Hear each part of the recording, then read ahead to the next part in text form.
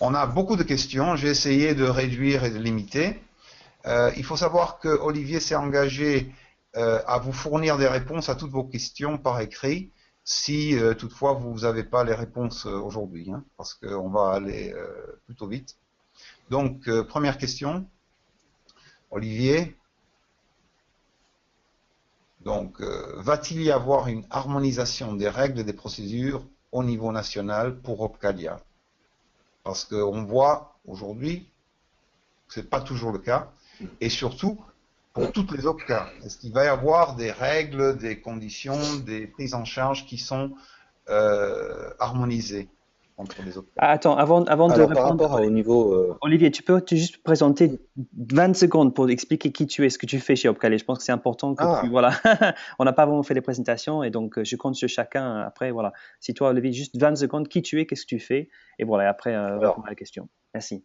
alors qui je suis? Je suis toujours Olivier Gauvin, je suis directeur de l'offre de formation. Donc, l'offre de formation chez Opcalia, c'est deux pans, c'est accompagner les organismes de formation en tant qu'entreprise dans leur professionnalisation.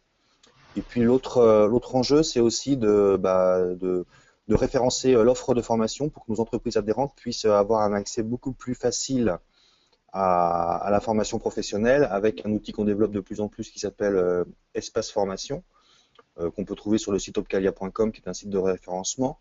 Et puis, point spécifique peut-être par rapport à mon parcours professionnel avant Opcalia, j'ai travaillé 11 ans dans un organisme de formation en langue étrangère où j'ai été conseiller jusqu'à directeur commercial. Donc voilà, un peu mon parcours plus spécifiquement aussi par rapport aux langues étrangères. Alors, va-t-il y avoir une harmonisation des règles et des procédures au niveau national pour Opcalia? Bien évidemment, puisque Opcalia est en région et toutes les régions doivent appliquer les mêmes procédures. Alors, il est vrai que le CPF, c'est quelque chose de nouveau pour tout le monde. Ça fait que 3 mois que ça a été mis en œuvre. Il faut que tout le monde arrive à se caler et ça va monter en puissance aussi en fonction du nombre de demandes de prise en charge qui vont arriver, puisque comme le disait Andrew, à ce jour, c'est assez limité. Par rapport aux autres OPCA, à ce jour, je dirais que chaque cas a ses propres modalités, même si les critères ou les demandes seront à peu près uniformes, puisqu'on peut aussi faire sa demande à moyen terme avec moncompteformation.gouv.fr. Et puis, la question qui peut aussi être posée, c'est par rapport au taux de prise en charge. À ce jour, c'est chaque conseil d'administration avec ses partenaires sociaux qui décide des critères de prise en charge au titre du CPF. Donc c'est pour ça que chaque OPCA peut avoir des taux différents en termes de financement du CPF. Parce qu'il y avait des règles communes un petit peu pour le DIF, mais on a l'impression que pour le CPF, il y en a beaucoup moins. Non, je pense que les règles seront les mêmes. Mais comme je disais, on compare le DIF et le CPF. Je précise juste que le DIF existait depuis plus de 6 ans, donc c'est quelque chose qui était dans les mœurs, qui était aussi beaucoup à la main de l'entreprise et à l'initiative de l'employeur avec un accord du salarié. Le CPF, on change un peu la donne puisque c'est quand même une demande individuelle. C'est-à-dire que c'est l'individu qui est maître de ses heures et qui lui-même va pouvoir chercher sa certification. Donc il faut que tout le monde trouve ses repères et donc c'est ça qui va faire que le CPF va prendre de l'ampleur. Je dirais par contre que contrairement au DIF qui n'avait pas de financement opposable, c'est-à-dire que dans la loi, le DIF n'y avait pas de financement. C'est là où les partenaires sociaux des OPCA définissaient si c'était repris en charge pour les DIF prioritaires sur la professionnalisation ou sur le plan pour les DIF non prioritaires. Mais en vérité, il n'y avait pas de fonds, il n'y a pas de ligne budgétaire propre quand l'entreprise finançait ou avait son obligation fiscale. Le CPF change beaucoup de choses, puisque maintenant, il y a un financement opposable. Donc, l'individu peut devenir consommateur, peut devenir Donc acteur. en gros, Olivier, si je comprends bien, il n'y aura pas réellement une harmonisation. Il y a une instance qui est en train de créer des règles communes pour que tout le monde soit à la même enseigne. Si, les règles seront communes Oui. entre la DGEFP, pilote des groupes de travail avec tous les OPCA, pour qu'on puisse avoir les règles communes en termes de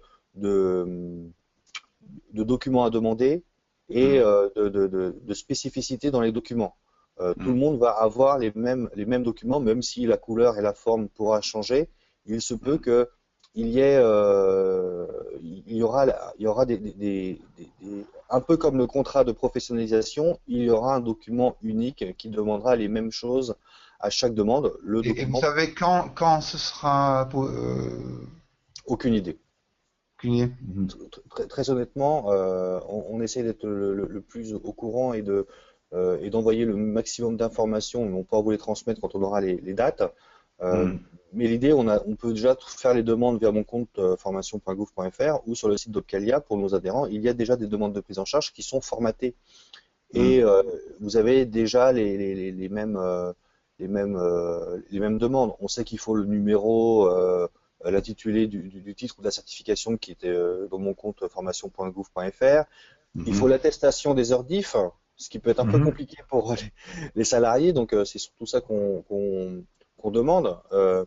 Puis après, si on va à une certification, on demandera peut-être à ce qu'on ait la justification que la personne a bien été inscrite à la certification ou au test pour éviter les écueils ou les écarts où on nous dise que la personne va viser un titre ou une certification et en fait il ne se présente pas parce qu'il n'a jamais été inscrit. Donc voilà, ça peut être ce genre de choses qui vont être demandées au fur et à mesure, mais on sait que les demandes, ce seront d'abord des demandes individuelles et puis qui seront soit portées par l'entreprise quand c'est dans le temps de travail et puis quand ce sera hors temps de travail, ce sera aussi en relation avec le conseil en évolution professionnelle.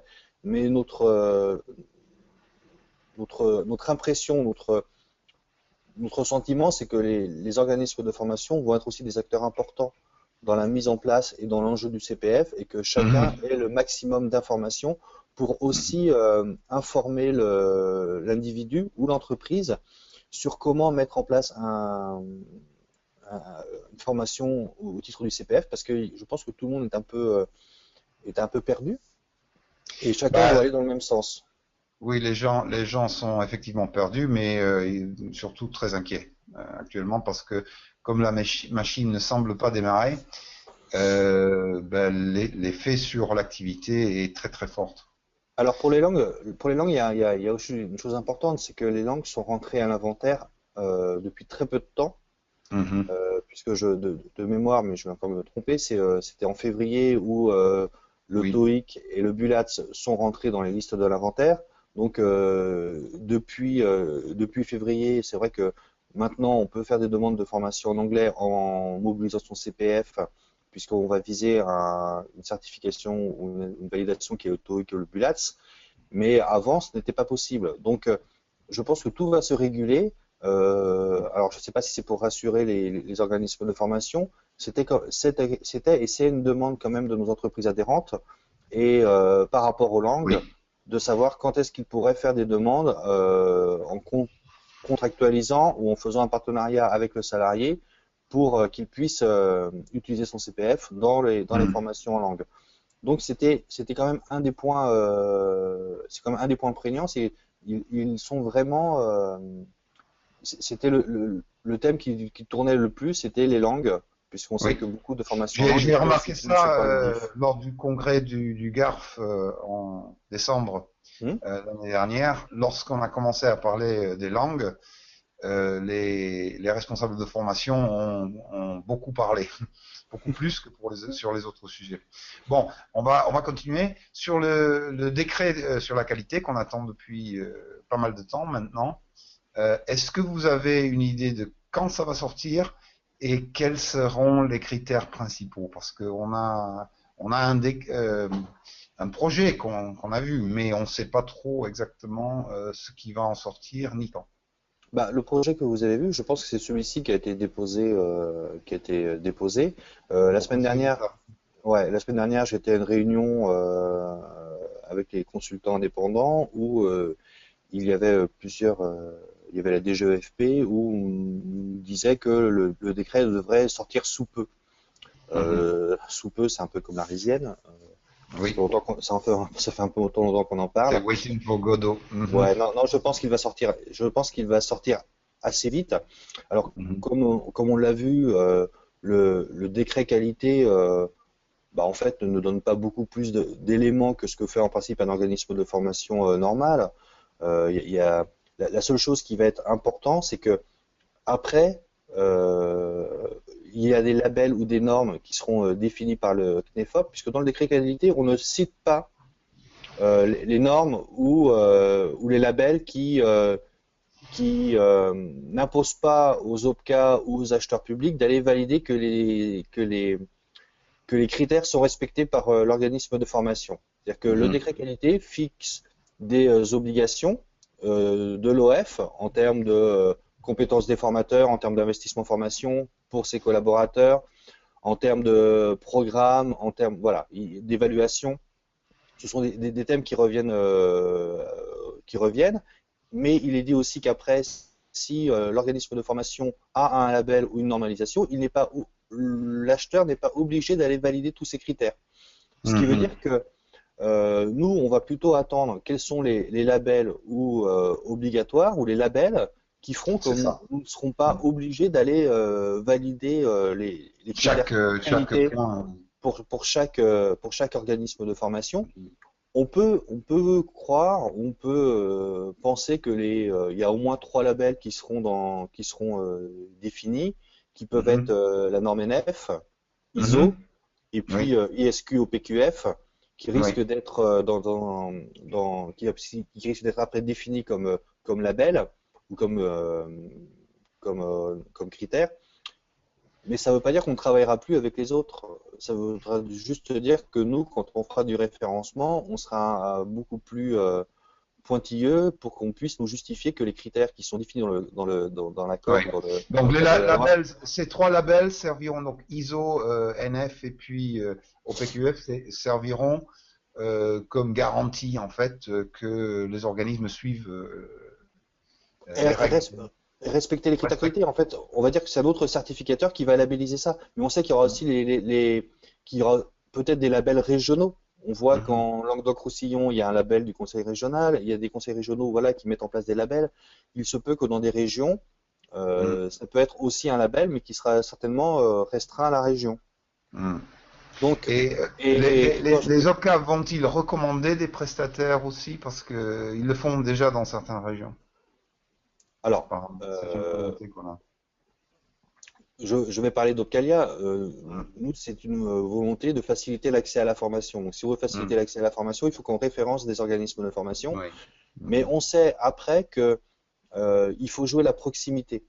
Mhm. C'est-à-dire que l'aire de mobilité d'un individu, c'est 20 km autour de chez lui, donc il ne va pas faire 400 km pour aller faire une formation. Donc il Mhm. nous faut aussi mieux connaître et mieux identifier l'offre de formation sur l'ensemble du territoire et également Mhm. dans les départements d'outre-mer. Donc Mhm. on va vraiment aller dans ce choix de mieux connaître, être au plus proche de l'offre de formation, d'où la création de la direction offre de formation pour mieux aussi travailler avec les organismes de formation, de mieux D'accord. identifier toute l'offre territoriale Mhm. et aussi toutes les nouveautés en termes d'évolution pédagogique. Puisque Mhm. maintenant on peut faire de la formation à distance, mais depuis très longtemps, il y a plein de choses qui se mettent en place. Et l'idée pour nous, c'est aussi de mieux accompagner nos entreprises adhérentes pour qu'elles puissent faire un choix qui soit beaucoup plus éclairé. D'accord. Ok. Joss, est-ce que tu peux passer la prochaine question? Donc, c'est sur mon compte formation, justement. Donc, actuellement, il n'y a pas de lien avec les OPCA, c'est ça? Oui, D'accord. Vous savez quand est-ce que ce sera prêt? Parce qu'on nous dit ce sera prêt pas avant 2016. c'est ce qu'on nous dit aussi que le temps de faire le lien avec les outils de gestion, parce que je précise aussi que chaque OPCA a son propre outil de gestion. Oui. Donc, il faut qu'on puisse nous aussi paramétrer nos outils avec moncompteformation.gouv.fr. Mhm. Il y a il y a plein de critères à prendre en compte qui ne sont pas simples, parce que chaque Ouais. entreprise adhère à un OPCA, va adhérer à un OPCA différent. Donc, il faut que le lien se fasse normalement, que chaque OPCA reçoive bien sa propre demande de CPF. Donc, vous voyez, c'est beaucoup plus complexe que d'envoyer un mail en disant voilà une demande de prise en charge. Donc, c'est Mhm. vrai que ça prend un peu de temps, mais ça avance vite. Qui, dans la question, c'est qui accompagne l'individu. S'il est salarié, je vais dire que c'est l'entreprise. qui peut l'accompagner parce qu'il y a aussi un enjeu important dans la réforme, c'est les entretiens professionnels. Donc ça peut être de la co-construction. Donc le dirigeant, le responsable de formation ou le DRH peut accompagner son collaborateur pour la mobilisation du CPF. Et puis il y a un autre acteur important de la réforme, c'est le Conseil en évolution professionnelle, qui est soit porté par Pôle emploi quand on est demandeur d'emploi, ou les missions locales plutôt quand on est jeune, ou l'APEC quand on est cadre. Et puis après, il y a tous les OPACIF, donc le plus connu souvent c'est le fonds GESIF, et notamment les entreprises adhérentes à Opcalia sont souvent versent leur obligation au titre du CIF au fonds GESIF. Mais le fonds GESIF n'est pas le seul OPACIF, puisqu'il y a d'autres OPCA comme Mais si vous n'êtes pas chômeur, et pas dans le cadre d'un CIF, quel CEP auquel devez-vous vous adresser? Puisque je comprends bien, vous confirmez, aujourd'hui les OPCA vont pas traiter les demandes individuelles. Non, nous, on ne traite pas les demandes individuelles. Nous, notre contact principal avec qui on travaille au jour le jour, c'est l'entreprise et c'est le responsable de la structure. Après, je suis un salarié, je veux avoir des informations par rapport à mon conseil en évolution professionnelle. Je vais vous dire, vous pouvez aller voir l'OPACIF de votre entreprise. Donc voilà, si je suis sur le secteur associatif, je vais plutôt aller voir une formation. Si je suis sur le domaine culturel, je vais plutôt aller voir l'AFDAS qui est. Donc pour un CPF, vous pouvez aller voir l'organisme qui normalement traite le CIF. Il va vous aider, orienter pour quelqu'un qui est dans le cadre d'un CPF. En partant du principe que vous n'avez pas l'accord de l'employeur. Si vous avez l'accord de l'employeur, bien évidemment, vous travaillez avec votre employeur et c'est avec lui que vous allez être en relation. Si vous n'avez pas l'accord de l'employeur pour de multiples raisons, tout simplement parce que vous ne voulez pas qu'il sache que vous voulez faire une formation hors temps de travail, bien évidemment, si vous ne savez pas vers quel et que vous ne savez pas la formation que vous voulez faire ou vers quel titre ou certification aller, bien évidemment, je vais conseiller plutôt à la personne d'aller voir son CEP. Mais si je suis cadre, pourquoi ne pas aller voir la PEC? Très honnêtement, puisque c'est pas fait. On va passer au prochain slide parce que il y a encore pas mal de questions. Donc il va falloir qu'on aille vite. Donc maintenant on va parler un petit peu de la certification, c'est-à-dire les tests. Aurons-nous la possibilité de faire passer un test certifiant après plusieurs années plutôt que tous les ans? C'est-à-dire est-ce que ce sera aussi un peu modulaire ou pas pour les langues? Je dirais, prenons plutôt la question à l'envers. Le CPF, c'est pour valider une compétence. Donc, si je rencontre un individu ou une personne qui veut faire une formation en langue étrangère, c'est qu'il veut acquérir des compétences ou des capacités par rapport à un projet professionnel, c'est-à-dire par rapport à un métier, par rapport à un poste, par rapport à une fonction. C'est là où ça va être très important. C'est pas de dire je fais 120 heures et à la fin je fais un CPF parce que ça va me permettre de mobiliser mon CPF. Tout l'intérêt et tout l'enjeu, c'est de dire quel est votre niveau de départ, quel est l'objectif que vous avez à atteindre par rapport à votre projet professionnel dans votre entreprise ou pas. Et à partir de là, je suis l'organisme de formation, je vais dire, vous devez avoir tel niveau en langue pour pouvoir valider vos compétences. Alors, je ne sais pas, vous devez être A1, A2, B1, B2 sur l'échelle européenne, ou alors au TOEIC, vous devez avoir 850 points ou 750 points. Et de fait, on va pouvoir valider le nombre d'heures qu'il va falloir entre le niveau initial et le niveau final à faire pour pouvoir atteindre ce but. Et donc peut-être que les 120 heures, ou peut-être que 30 heures, ou que 45 heures suffiront, mais peut-être qu'il faudra plus d'heures. Je dirais qu'à la fin de chaque module, de chaque parcours, si on doit mobiliser les 45 heures, il faudra faire un TOEIC. Si on mobilise les 120 heures, il faudra faire un TOEIC ou un PULAS à la fin de la formation. D'accord. Donc, prochaine question, les tests devront-ils porter sur les 4 compétences, c'est-à-dire reading, writing, lecture, écriture, compréhension orale, compréhension écrite, expression orale. Est-ce que le test devra obligatoirement comporter ces 4 parties? Très honnêtement, j'en ai aucune idée. La chose que je demanderais, moi, si j'avais quelqu'un, je lui dirais évaluer toutes vos compétences Et n'évaluez pas que l'expression écrite et l'expression orale, mais essayez d'évaluer toutes les compétences que vous avez parce que c'est aussi pour vous, individu, comment Mm. vous allez valoriser ces compétences dans votre entreprise ou par rapport à une autre entreprise. Donc, si Mm. j'arrive à évaluer toutes les compétences en termes de qualité et d'apport pour lui, je serai l'organisme de formation, je dirai à cette personne, moi, je vais vous faire valider ou évaluer l'ensemble des compétences. Voilà. Mm. Mais ça a un coût, effectivement. Et là, Oui, c'est une question de est-ce que l'OPCA l'accepterait? bah, C'est un coût si, supplémentaire. Si on fait, par bah, si, exemple, si on prend le TOEIC et qu'on ajoute le speaking and writing, le coût est quand même supérieur. oui, bah Même. donc le coût doit être inclus dans le coût de la formation. Si vous avez 120 heures, à la fin il y a un test, il y a un TOEIC ou un BULATS, bah à la fin le budget, le projet de formation au lieu d'être, je dis n'importe quoi, hein, de 450 euros sera de 500 euros, mais le projet global sera de 500 euros et à la fin vous aurez un test. Hmm. Il faut, c'est comme quand vous faites un CQP ou autre, vous avez un certificateur à la fin qui a aussi un coût et ça peut être inclus dans le coût global de la formation. Donc de fait, il faut pouvoir proposer une offre adaptée et optimale à la personne que vous avez en face de vous. Et c'est là où le conseil est très important. Je pense Hmm. que il ne faut pas non plus qu'on dérive avec le CPF, et notamment dans les formations en langue ou bureautique ou autres, en disant que pour une personne, on va lui financer sa formation via le CPF, peu importe qu'il passe le test ou pas à la fin de la formation, c'est un système de financement. Donc je pense que là, on arrivera dans une dérive et qu'on dira que le CPF ne fonctionne pas parce que les gens qui l'ont mobilisé n'ont pas la certification ou le titre à la fin. Donc tout Hmm. l'enjeu, c'est vraiment de bien canaliser les demandes et d'être vraiment une force de proposition et de conseil. C'est pour ça que Hmm. j'ai toujours un doute, moi, par rapport aux formations qui vont faire 120 heures ou 150 heures, parce que historiquement, dans une autre vie, je sais que c'est très compliqué pour quelqu'un de faire un parcours de 150 heures en langue. Il peut y avoir Hmm. de l'abandon à un moment. Donc c'est pour ça que je dis qu'essayons plutôt de travailler par module, et puis Hmm. on peut changer les rythmes. Voilà. Donc D'accord. Donc, est-ce qu'un test purement en ligne est possible ou est-ce que ce sera obligatoire de se déplacer dans un centre de test pour la bah, certification finale?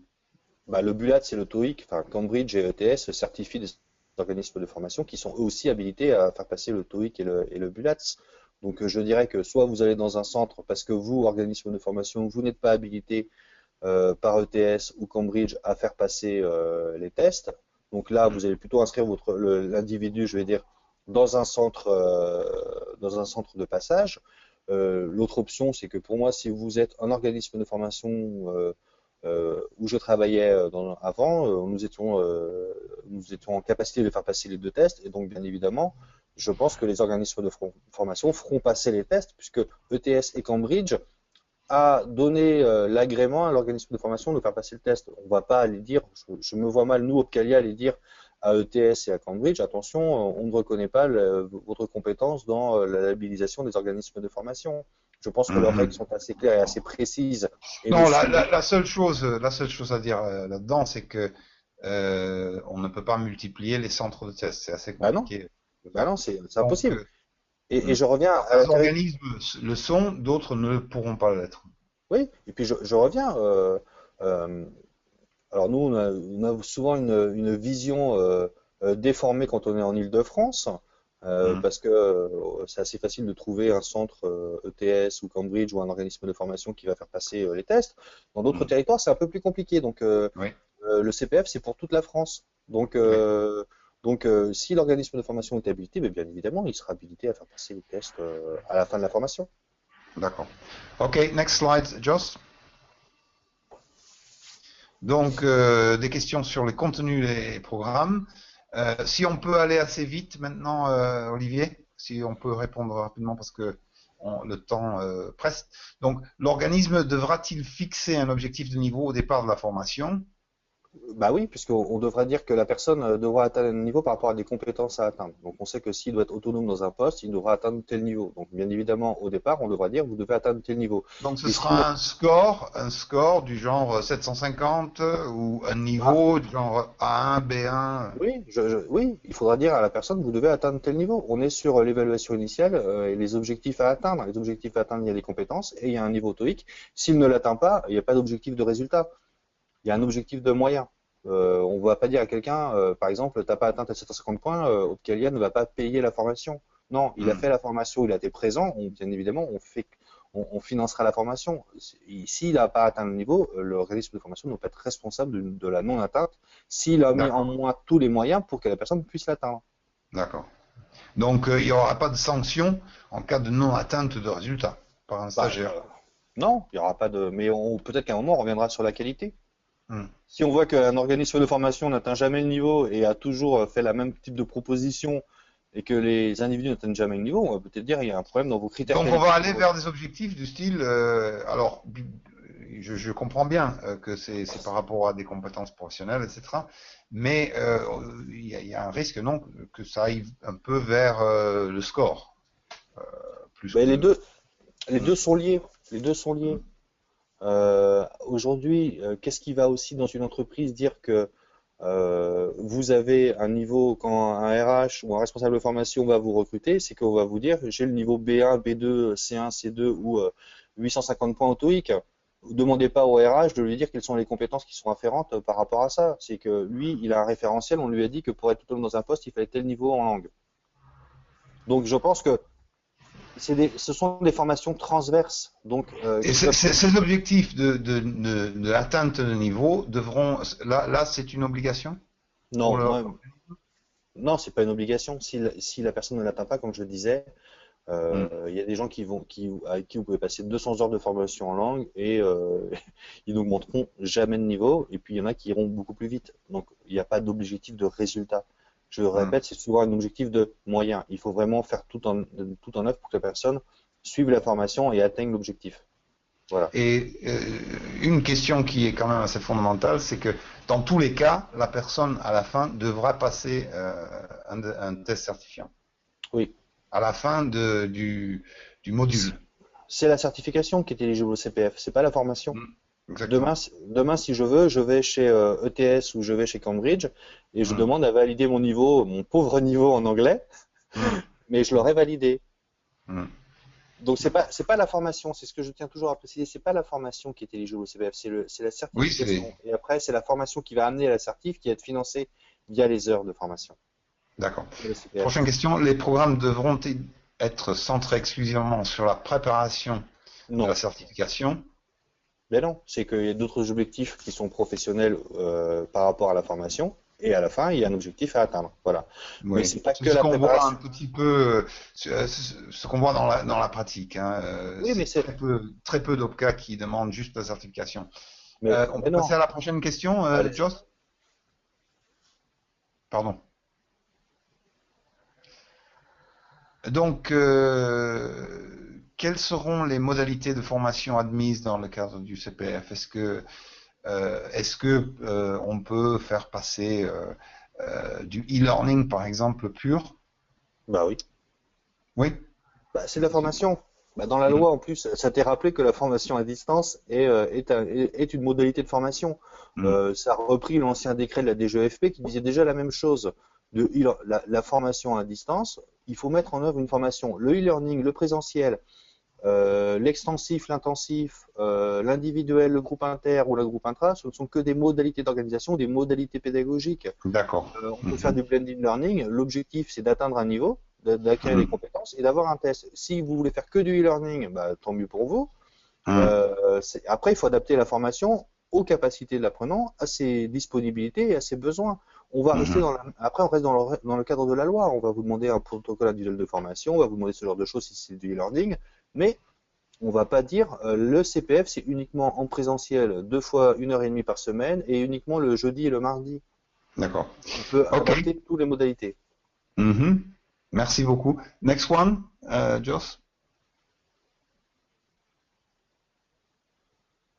Donc, Est-ce que là, rapidement, y aura-t-il un nombre d'heures minimum pour un parcours langue? Il n'y a pas de règle Bah ça, là-dessus. bah non, il n'y a pas de règle, ça reprend le niveau initial et le niveau à atteindre. On peut par exemple faire un module de 15 heures avec un TOEIC à la fin. Bah, mais je voudrais que si c'est 15 heures, c'est que vous faites qu'une préparation au TOEIC. Hmm. Mais ça, vous allez le réglementer, vous allez mettre des règles là-dessus. À ce jour, il n'y a pas de règle. À ce jour, Hmm. je rappelle, l'enjeu, c'est quand même que l'individu se forme. Oui. On redonne la main à chaque individu de se former. Si on commence à mettre des Mhm. règles un peu trop contraignantes, on sait que ça va être compliqué.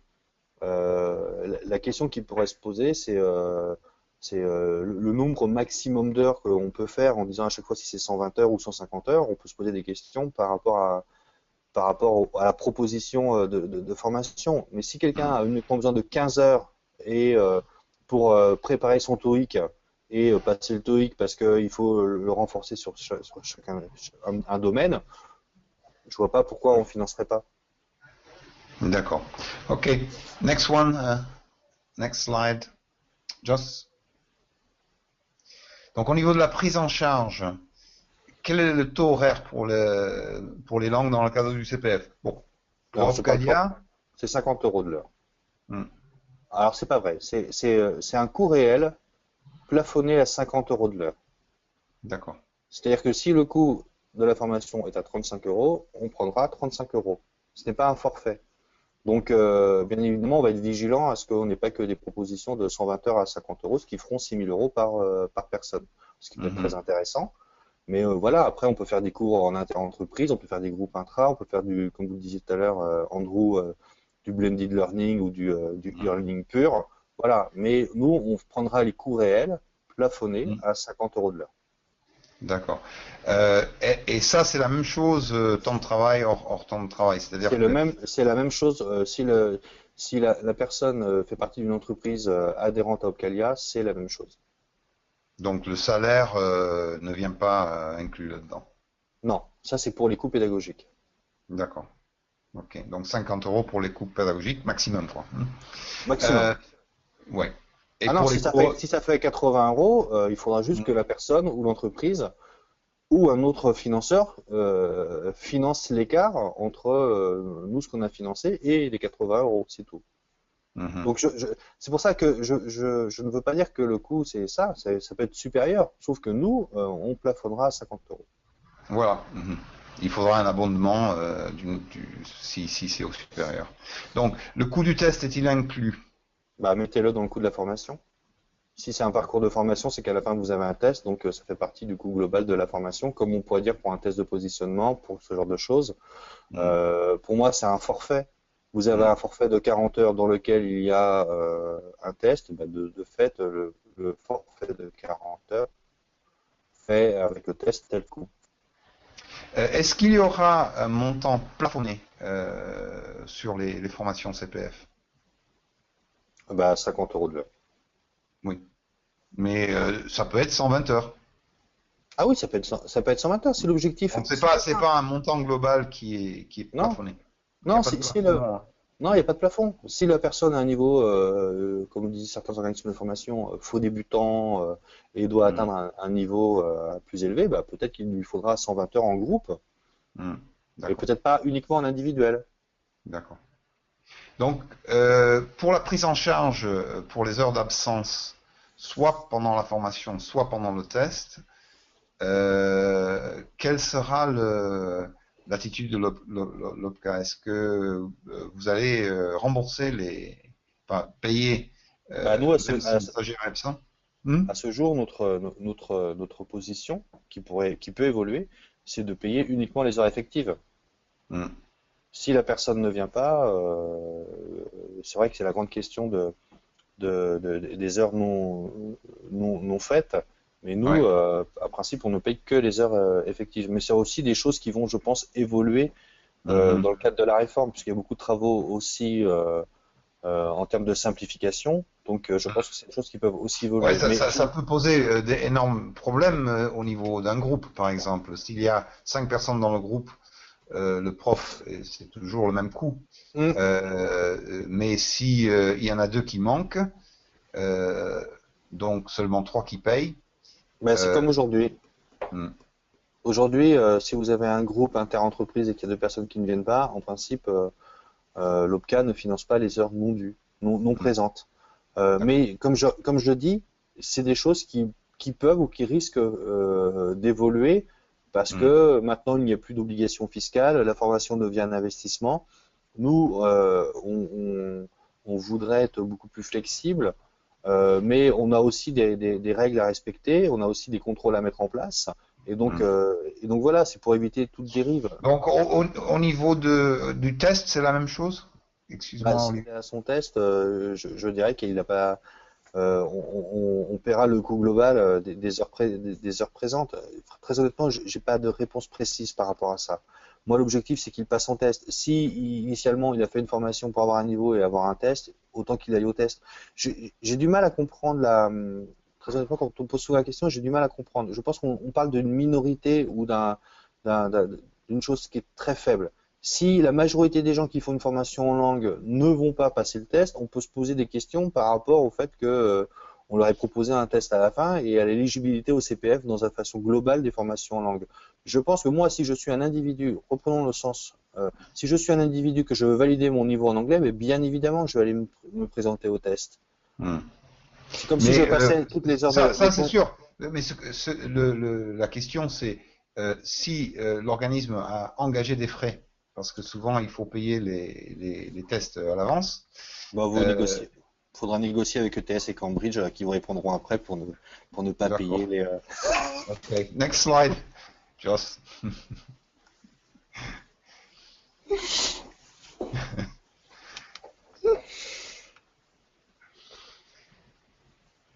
Donc, est-ce que l'OPCA pourra juger de la pertinence d'une demande de formation Non. CPRF par rapport au niveau initial, aux besoins du poste de travail, aux besoins d'évolution? C'est-à-dire, est-ce que vous allez juger si le Non. programme est adapté? Bah, très honnêtement, vous imaginez le nombre de demandes et on ne Oui, fait pas que des CPF en langue. oui, On n'est pas focalisé sur les langues, oui. même si c'est vraiment un domaine où on finance beaucoup d'actions de formation. Et Hmm, puis, il faudrait aussi qu'on dise qu'en interne, on ait toutes les compétences pour évaluer ça. hmm, Il faut aussi remettre les choses en contexte. Si je veux absolument. dire que quelqu'un, c'est pas son niveau initial et c'est pas le niveau à atteindre, quelle est la crédibilité? Par contre, oui, certainement que nous allons travailler avec les certificateurs ou ETS et Cambridge, peut-être pour dire, bah, dites-nous quel niveau doit avoir un directeur commercial international, quel niveau d'après vous doit avoir une assistante, pour qu'on ait aussi nous des points de repère. Mais voilà, et puis on fera peut-être du contrôle échantillonnaire, mais on n'a pas de légitimité. Nous, notre Hmm, idée, c'est plutôt de dire à l'entreprise, on peut vous conseiller. Si vous avez d'accord, des collaborateurs qui ont un poste, voici quel niveau ils devraient avoir d'après les certificateurs pour être autonomes dans leur mission. d'accord. Mais ça dépend, hein. Next question, Joss.